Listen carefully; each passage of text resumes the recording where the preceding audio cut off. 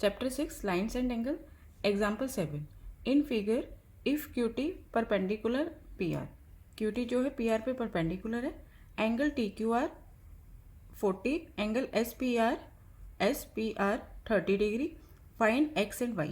x और y की value हमें फाइंड करनी है. देखिए पहले हम ले लेते हैं in triangle TQR. In triangle TQR ये वाला पार्ट है, ये वाला एंगल है हमारे पास 90 प्लस ये 40 प्लस ये x, तीनों का सम होगा 180 डिग्री. रीजन लिखेंगे एंगल सम प्रॉपर्टी. ठीक है, एंगल सम प्रॉपर्टी किसी भी ट्राइंगल्स के इंटीरियर एंगल का सम 180 होता है. 90 plus 40 130 degree plus x is 180 degree और x is 180 degree minus 130 50 degree. तो x की वैल्यू आ गई 50 डिग्री. ठीक है, ये तो सिंपल था. अब आगे हमें निकालना है y.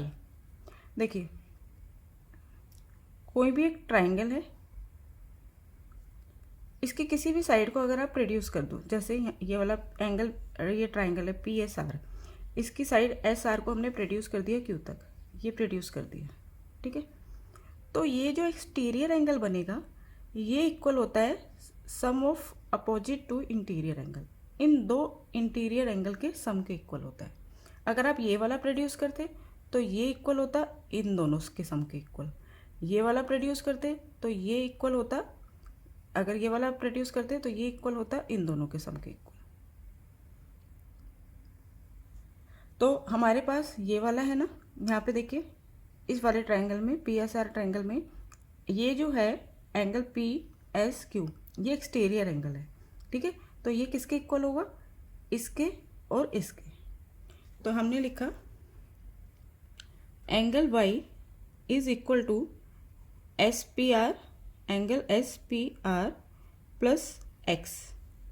ठीक है, यहाँ पे आप लिखेंगे exterior angle is equal to sum of the two interior opposite angle, two interior opposite angles. ठीक है, तो y is equal to SPR 30 degree है और x की वैल्यू आपने निकाल ली है 50. तो y की वैल्यू आ गई 50 plus 30 80 degree. Example 8. In figure, the sides AB and AC of a triangle are produced to E point and D point respectively. AB को प्रोड्यूस किया E तक और AC को प्रोड्यूस किया D तक. If bisector BO and CO of angle CBE and BCD respectively meet at point O. OB जो है CBE angle का बाइसेक्टर है और OC जो है एंगल BCD का बाइसेक्टर है और ये मीट करते हैं O पॉइंट पर. Prove that angle BOC is equal to 90 degree minus angle half angle BAC, half angle BAC. ये हमें शो करना है. तो टू प्रूफ लिख लिया मैंने यहाँ पर. Angle BOC is equal to 90 degree minus half angle BAC, ये लाना है हमें. सबसे पहले देखिए OB जो है बाइसेक्टर है एंगल CBE का.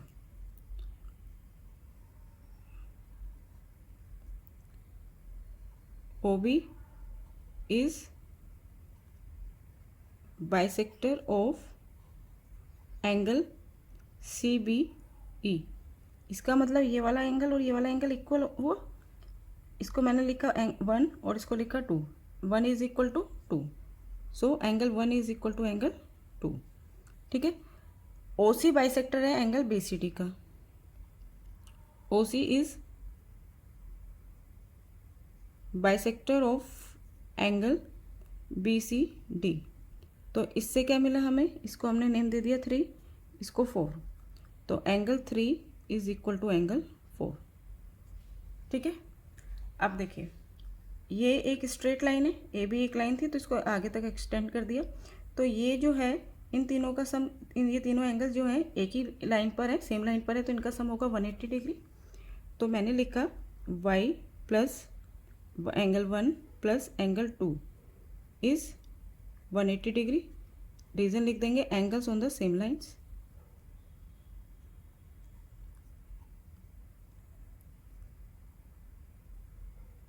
ठीक है, एक ही लाइन पर एंगल्स है तो इनका सम हो गया 180 डिग्री। अब देखिए 1 हमें इसकी वैल्यू निकालनी है एंगल 1 की, तो हमने क्या करा 2 को भी एंगल 1 ही लिख दिया। y plus angle 1 plus angle 2 को भी एंगल 1 लिख दिया। क्यों लिख दिया? क्योंकि एंगल 2 एंगल 1 के इक्वल है, तो सब्स्टिट्यूट कर दिया।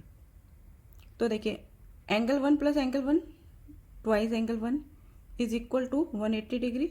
y इधर लेके आ गए माइनस y, तो एंगल 1 की वैल्यू आ गई 180 डिग्री माइनस y अपॉन 2। ठीक है, तो हम इसको लिख सकते हैं 180 डिग्री अपॉन 2 90 डिग्री और y अपॉन 2। तो angle 1 is 90 degree minus y by 2। इसी तरह से हम एंगल 3 की वैल्यू निकाल सकते हैं, चाहे आप पूरा करिए चाहे आप इसी तरह से लिख दीजिए यहाँ पर। सिमिलरली एंगल 3 क्या हो जाएगा 90 minus z upon 2, 90 minus z upon 2। ठीक है, अब पूरा नहीं करके हमने डायरेक्ट ये लिख दिया angle 3। Similarly angle 3 is 90 degree minus z by 2। ठीक है, अब आप देखिए इस वाले ट्रायंगल में इन ट्रायंगल BOC, हम सबसे पहले हमने 1 की और 3 की एंगल 1 और एंगल 3 की वैल्यू निकाल ली। अब हमने ये वाला ट्रायंगल लिया इन ट्रायंगल BOC। इस पे कौन कौन से एंगल हैं? Angle 1 plus angle 3 plus angle BOC, इन तीनों का सम होगा 180 degree, angle sum property. Angle 1 की वैल्यू हमने निकाली है 90 degree minus y by 2, plus angle 3 की वैल्यू है 90 minus z by 2, plus angle BOC is 180 degree. अब आगे देखिए 90 प्लस 90 180। अब एंगल BOC को छोड़कर, क्योंकि एंगल BOC की हमें वैल्यू फाइंड करनी है, ठीक है, यहाँ पे एंगल BOC निकालना है। बाकी सारे टर्म्स हम RHS में ले गए, तो 180 डिग्री 90 प्लस 90 180, LHS से RHS में आएगा तो माइनस 180 डिग्री हो गया। माइनस y बाई 2 इधर आके प्लस y बाई 2 हो गया, माइनस z बाई 2 इधर आके प्लस z बाई 2 हो गया। ठीक है, तो अब ये हमारे पास क्या बना, angle BOC is equal to 180 माइनस 180 cancel, y upon 2 plus z upon 2। तो हम इसको 1/2 हमने बाहर ले लिया, तो ये बचा y प्लस z। ठीक है, 1/2 with in bracket y plus z। BOC की वैल्यू आ गई। अब आगे देखिए आप लास्ट में इस वाले ट्रायंगल में, triangle ABC, x plus y plus z is 180 degree. तो y प्लस z की वैल्यू क्या हो गई हमारे पास 180 डिग्री माइनस x। ठीक है, अब हम इस वैल्यू को इसमें पुट कर देंगे जो हमने BOC की वैल्यू निकाली है। Angle BOC is equal to half with in bracket y plus z, क्योंकि हमें एंगल क्या दिखाना है x में, यानी एंगल A शो करना है। BOC is equal to half, अब y प्लस z की जगह मैंने पुट किया 180 माइनस x, 180 माइनस x।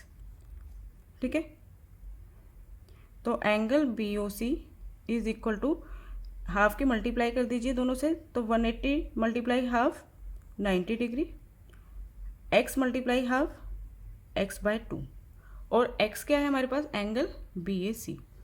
ठीक है, तो आप लिख सकते हैं बिल्कुल एंड में angle BOC is equal to 90 degree minus x के प्लेस पे लिखोगे angle BAC, angle BAC by 2।